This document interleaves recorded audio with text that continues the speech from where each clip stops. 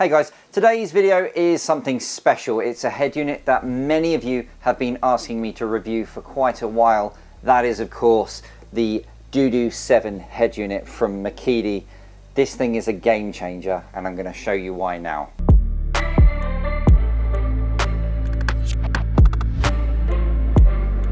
I know what some of you are thinking. You're probably thinking he's exaggerating, and how much are they paying him to make these comments? And I'm not exaggerating. I'm going to show you why. You'll see for yourselves shortly. And no, Mekede are not paying me for this review, as with all of the rest of the other Android head unit reviews. This is for me to play with it, see how good it is, and then show you guys. And oh my God, this DUDU7 is just spectacular.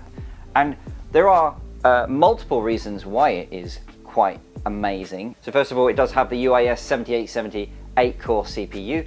That is by far the most powerful Android head unit SoC available today. So that by itself gives it crazy specifications. And then you add the 12 gigabytes of RAM, 12 gigabytes of RAM, immense amount of memory for this head unit to use as well.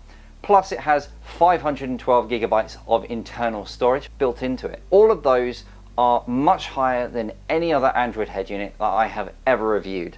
So that's awesome. But that's not what makes this head unit great. So Mekede have decided to create a product which is going to set a standard. And they've done that by multiple different ways. The first, of course, is ensuring that the hardware specification is as good as it can get. The second is that they have acquired another company called Duduauto, and they are software developers. They are software development for cars. And that means that the DUDU7 head units have Duduauto, which is the operating system, and that is something special. It is honestly quite amazing, which you will see later. The other thing is to go hand in hand with the fabulous hardware and amazing software. You get the accessories. Now, every Android head unit has the ability to have generic accessories. That's what makes them great. But what Mekede have done is they have made specially designed accessories which are specific for the head unit. And that means that the software can be designed around these particular accessories, giving you a much more integrated experience in your car. So you're not just using random software from all of the accessory providers. You're using Duduauto software for all of the individual accessories which integrate into the main system. That's the tire pressure monitoring systems and the DVR dash cam and the 360 camera system and the ODB2 reader, and all of those bits and pieces that Mekede do separately can be integrated much easier into the new software. So as usual, what I'm going to do is I'm going to get it out of the box, and then I'm going to show you what it consists of before then installing it in the car. Obviously this is future me because I've already had it installed in the car for a bit, but I had to redo this introduction because it is nothing like I expected. It is truly crazy, and you're going to see it now.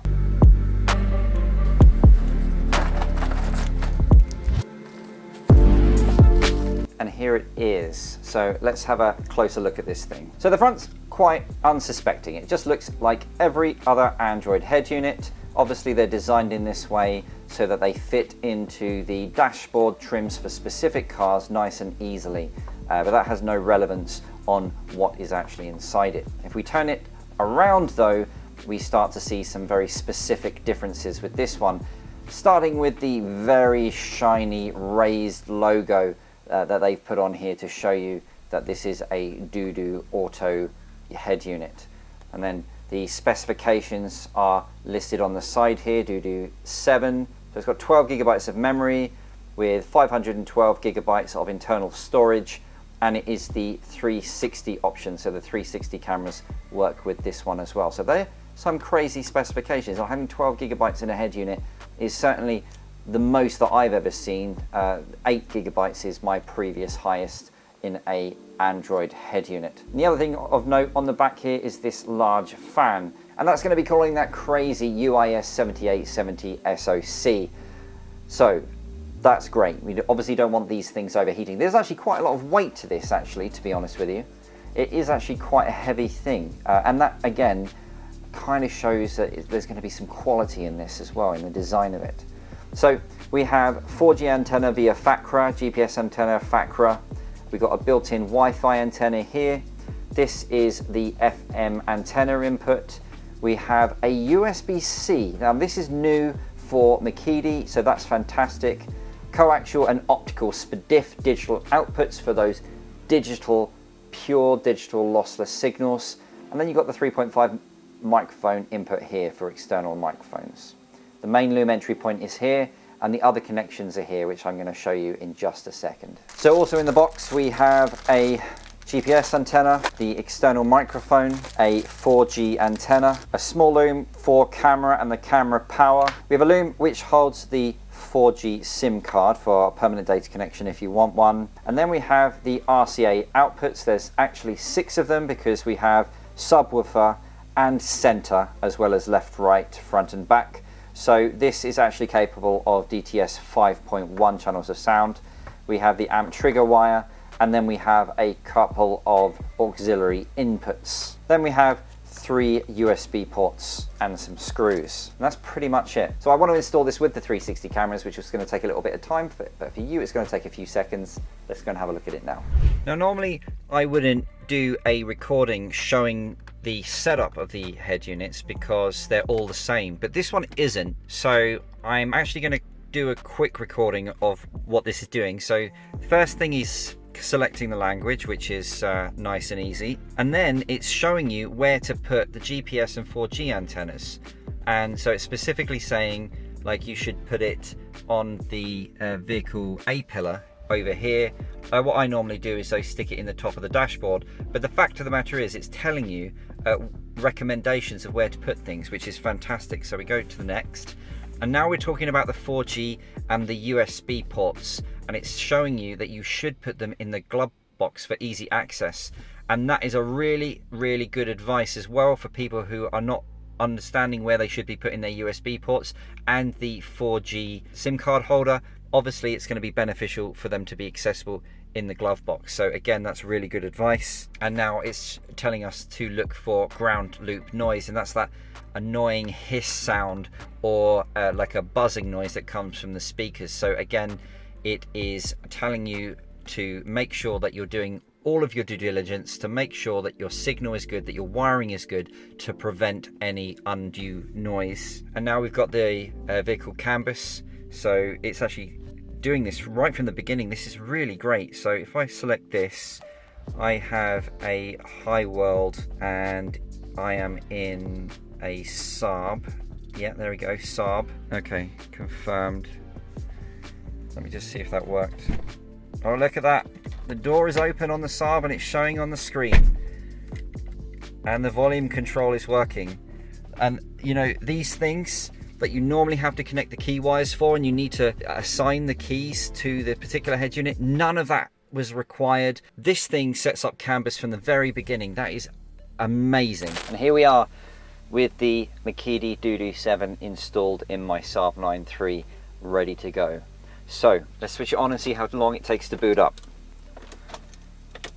So that's ignition on now and instant on. And we weren't going to expect anything different from that, were we? Now, before we dive into the amazing software, let's get some of the basic stuff out of the way. So this is a standard 9-inch head unit. They come in 10-inch, and I think they also do a few larger sizes as well, so it can go into multiple different types of vehicles. Mekede are one of these companies that designs head units for specific cars, so when you buy the head unit, it might come with dash trims to make it look like a factory installation in whatever car you have. Now obviously in my case there isn't anything like that available for a Saab, so I've had to do like a universal installation, and I think it came out rather well. I mean, this is just a standard 9-inch head unit at the end of the day. They all look the same, they all have the same fitting, and so it fits just exactly the same as all the other head units that I've tested, so that was cool. Right,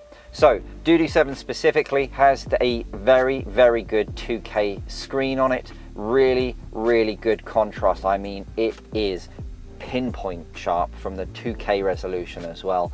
It is pretty much as good as they come from a screen perspective. So that's the first thing. So the hardware inside the screen is that amazing UIS 7870 SoC, the fastest available Android head unit CPU. And I did do a benchmark on Geekbench 5 here, and you can see that it's getting a multi-core score of 2000. Now that is a increase of more than 25% on the previous fastest Android head unit I tested, which incidentally was the Mekede M6 Pro. The single core score, which was previously held, the highest score was held by the EKIY at 300 and something. This is almost 100% faster. It's almost twice the speed from a single core perspective than the previous highest scoring head unit. That gives you an indication of the power that this thing has. I mean, it is truly amazing from a hardware perspective. And then when you couple that with the fact that it has 12 gigabytes of RAM, it is pretty much as good as it gets. That is the best hardware specification in any head unit available today. It does run Android 13, and yes, it is real Android 13 as well, so no issues with compatibility from that perspective. Now, also from a hardware perspective, it has Wi-Fi 6 compatibility. I know this because I'm able to connect to the Wi-Fi 6 network that I have outside my house here, which is an unusual thing, so that's fantastic. And it also has 4G as well. I actually have a SIM card in it at the moment, and it's getting really good speed and signal from that SIM card as well, so that's cool. Now, from a car integration perspective, this thing is capable of both the standard basic resistive connectivity via key wires and advanced Canbus integration as well. Now, this car doesn't really have a great deal of integration from a Canbus level, so I'm not going to be able to see my climate controls on the screen, which I would be able to do if I had a more modern car, but there are other things. So for example, if I open my door, you can see that the door opens on the screen here. Actually, if I show you, if I put this into a different mode where we've got this weird Tesla looking car here, if I open the door again, you can see it actually opens on here as well. I close it, and that's part of the Canbus integration. If I turn my lights on, the screen dims and the whole image goes dark. So it's not just a fact of just dimming the screen, which is what other head units do. The software is actually making the whole image much more comfortable to look at night as well, and that is epic. And of course, the steering wheel buttons work as well. So from the advanced Canbus perspective, I actually didn't need to program any of the buttons in. They just worked. That was fabulous as well. Obviously, if I didn't use the advanced Canbus and I just wanted to use the resistive key wires, then it would allow me to program the steering wheels in as well. So it works in every possible scenario. Now, I did install some of the optional accessories. So I've got the tire pressure monitoring sensors on the wheels and plugged into the USB port. And as you can see, there's a widget here which actually shows all of the tires as well, and sort of a history of the pressure on all of the tires as well, which is rather interesting, something you don't see. This is part of the integration, because in most other head units, the tire pressure monitoring is some separate app that you have to run, whereas with this, it's actually part of the launcher software. That's really good. The other thing that this head unit has is 360 cameras, if you opt for that option, which of course I have, because this car has 360 cameras. And then obviously from a 360 perspective, if you hit this floating icon up here, you can get into the 360 of the car, and this is fabulous. This actually has one of the better calibration options, so it's quite easy to get this calibrated just right. Obviously you need calibration mats, so you're going to have to make sure that you get them from Mekede or acquire them from somewhere.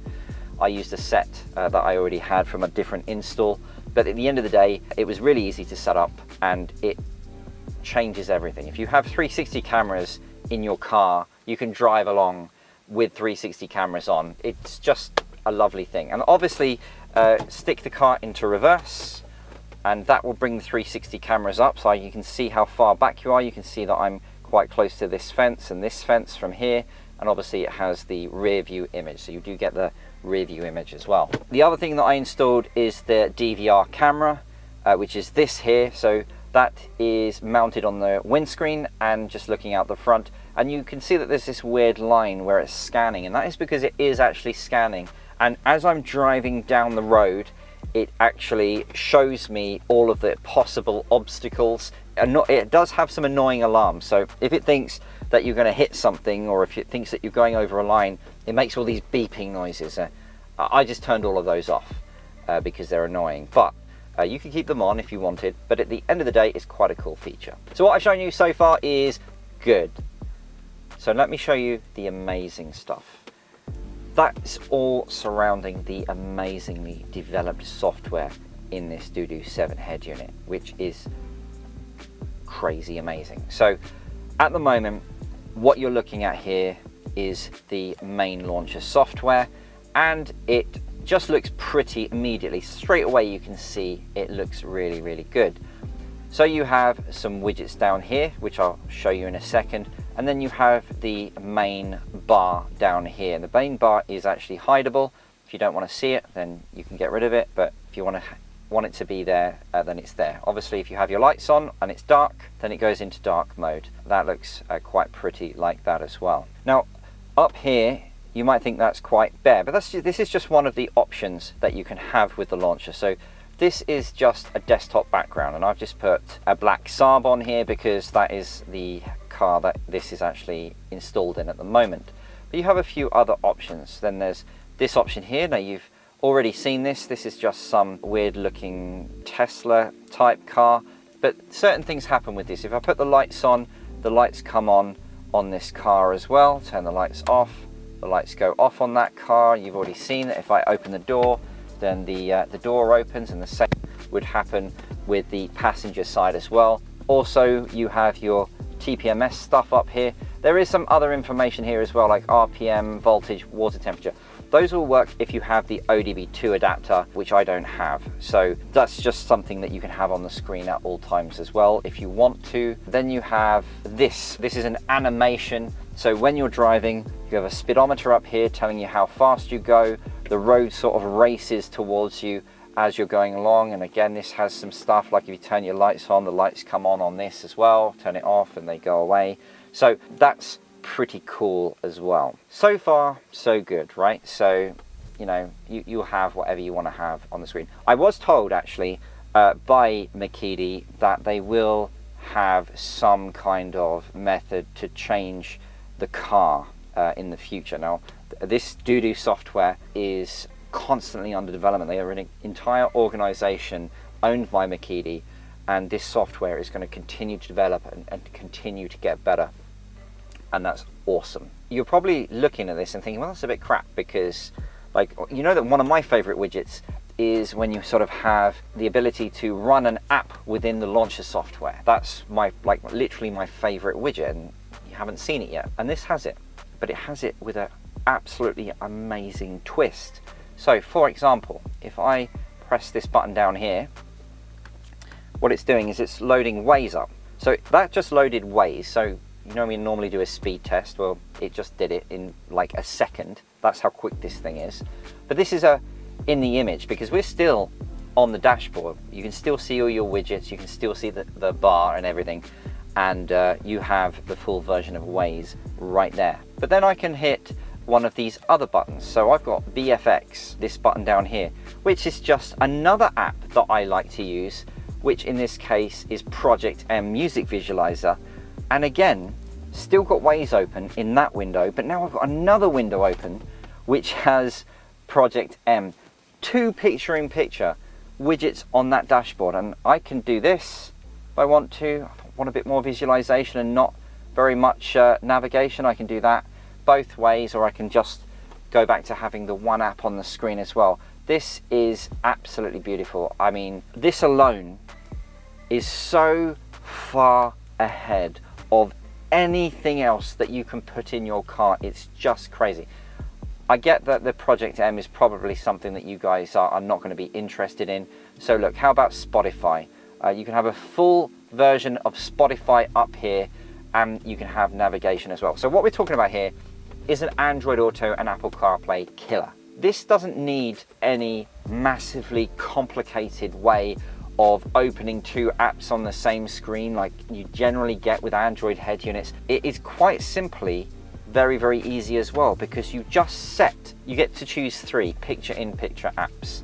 so that you can switch between them. And what I've done is Waze, Spotify and Project M. But you can choose whatever you want to go into those particular windows. And it's literally as simple as that. This should be in every car. It really is so good. It is an Android Auto and Apple CarPlay killer. Anyone who buys this head unit for Apple CarPlay or Android Auto, and don't get me wrong, this does have them things, but if you use them, if you use that low-res streaming crap, when you could use this 2K ultra high definition screen with these full apps on, you're crazy. If you're generally looking for a fantastic head unit with all the features you could possibly want, this is it. It really, really is. Now, as I was telling you earlier, this sort of animation screen, this is a theme, and themes are interchangeable on this. Mekede have given you a lot of different options. So on the screen here, you're seeing a few additional themes, but if you go into theme, you get even more that you can download from their cloud storage system. This is going to continue to evolve over time. This is a little ecosystem that they have. This software is obviously truly amazing. It is going to sell like hotcakes. So they're going to continue to develop, and there's going to be more stuff. So you can make it look like however you want. That's one of the really amazing things about this. Now I need to show you the settings, because this is a major aspect of this head unit. What you're presented with are some nice big icons under the system icon here. So Wi-Fi, Bluetooth, you've got a hotspot. If you put a 4G SIM card in it like I have, you can have a personal hotspot to give yourself Wi-Fi from within the car. Applications, storage, and the Android settings. And the Android settings are just what you would expect from old school Android, so that you can add and remove like Bluetooth devices that other Android head units don't let you attach. This thing is going to let you attach, because you do actually have some other core Android stuff here. But going back to the main menu, under Home, this is where you can change all the widgets. So up here it says mini widget selection. So let's just go back to the home page. These are your widgets down here. So at the moment, what I've got is Spotify here. This is brilliant. Okay, this is a Spotify widget on the dashboard itself. So for example, if I have my Waze open here and I've got my music visualization here, I've also got Spotify on the same screen with album art showing me the artist and track name straight away directly on the screen. Everything that I want to have access to is literally on the screen right now. It's crazy. Anyway, I digress. So first widget, you can change between the home screens. This widget here is what you have for playing back Spotify music. And then you have your TPMS module, and you can see it has all of the tire pressures actually showing already. So I don't even need to go into the app, it's already on this widget. And then you have this little widget here which allows you to choose your own app. So I can choose 6 of my own apps to be there at all times. Incidentally, these are all programmable as well. So what I've got is my 3 picture-in-picture applications, and then I've got Waze and Spotify, and the ability to open all my apps down here as well. So going back into the settings, if I wanted to manage my widget selections, I can do it from here. So you can see the 4 that I currently have down here, but I can have weather, time, a trip computer, a compass. You can select a large widget to be to start a startup, and there's a few different things: music, navigation, trip computer. Basically, it's giving you lots of options on the layout of the actual launcher software when you first look at it. And again, something that you don't ever get is this level of control on head units. You got some control over the widgets. So under music, I had to select Spotify Music because that's the app that I'm using, but it actually is compatible with various other applications as well. So look, if I use Tidal or YouTube Music, the developers have actually made this compatible with all of those apps as well. And there's a lot of music apps to choose for here. So again, really, really good from that point of view. The picture-in-picture settings are super important. This is what allows us to choose what we want to be in the launcher's picture-in-picture functionality, which is the best feature of this head unit. So I've chosen Spotify, Waze and Project M. You can choose whatever you want and it will just run with it. It's so cool. It really, really is. Dual picture-in-picture settings. You can have a single app on the screen or you can have multiple apps. Obviously, we're going to have multiple apps because it's amazing. And then down here, it's actually got the instructions on how to use the picture-in-picture functionality as well. Actually, I did forget to show you that when you do have picture-in-picture working, aside from being able to drag it, if you double tap, it will switch sides.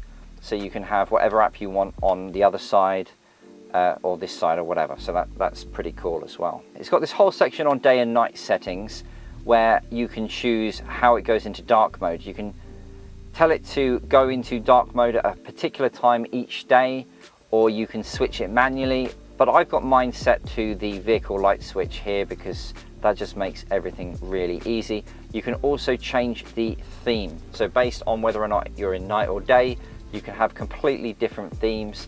There's some really great stuff just specifically to make it much better for you to be able to drive at night, including this brightness of the screen, what the brightness of the screen should be set at those particular times of day. Loads of wallpaper functionality here. There's a few other options here. I don't know if you noticed when the 3D car was on the screen, it said Saab Unleashed on the license plate, and that's because I could set it here, and it's a black car because I chose black here as well. So there's some cool stuff here. Then you can change things on the status bar and the navigation bar as well. So there's all this awesome information. This is all just for the launcher. All of these options are just for the launcher. It's not really complicated all the time. It's just one set of stuff to get it set exactly as you want it, and then you leave it alone. Anyway, the point of this is there's a lot of options on this thing, a lot. And they are all one-time things. You set it up exactly as you want it, and that's it. Right, it's time to talk about one of the very important aspects of any head unit that you put in a car, and that is the sound quality. And that is all controlled from here. Now, from a hardware perspective, this has a really, really good DSP chip.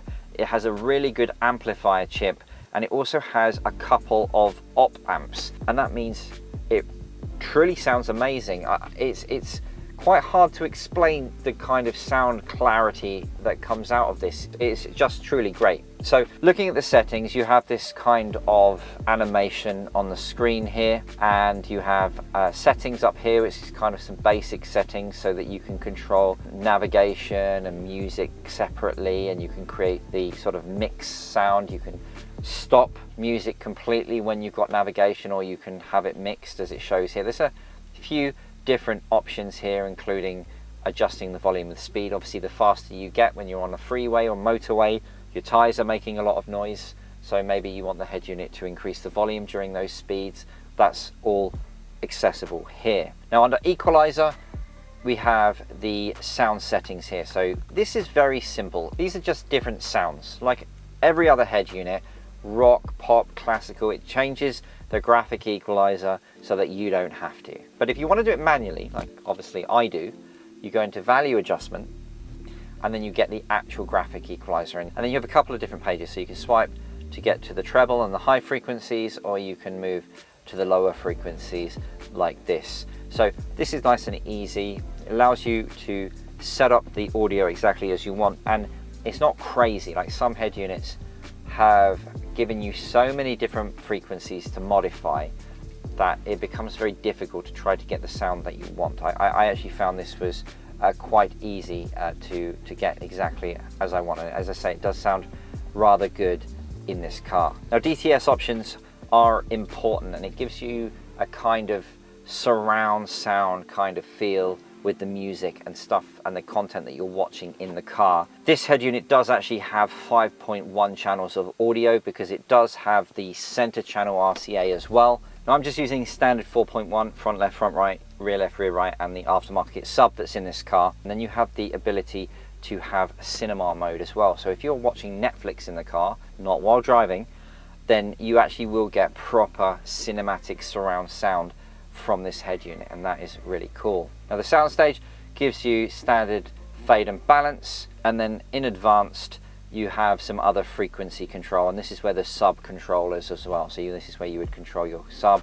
You have your high and low filters, some gain, reverberation, and some other bits and pieces that you can find within this. So you have all the control that you need within the head unit, but really the proof is in the pudding is the sound, and it sounds absolutely stunning. It really, really does. But there is one other thing that this head unit has, which I've never seen on any other Android head unit, and that's in the settings. Now remember I told you that this thing has SPDIF, digital, optical and coaxial. This has a SPDIF pass-through, and what this does, well, it says it here, the sound passes through the built-in DSP, but the built-in DSP does not perform any sound effect processing. The equalizer cannot be adjusted. The sound source is directly output to the coaxial fiber post-stage device, which can obtain near source output audio quality. So it's effectively bypassing any changes that the DSP is making to give you a more pure signal. That's epic.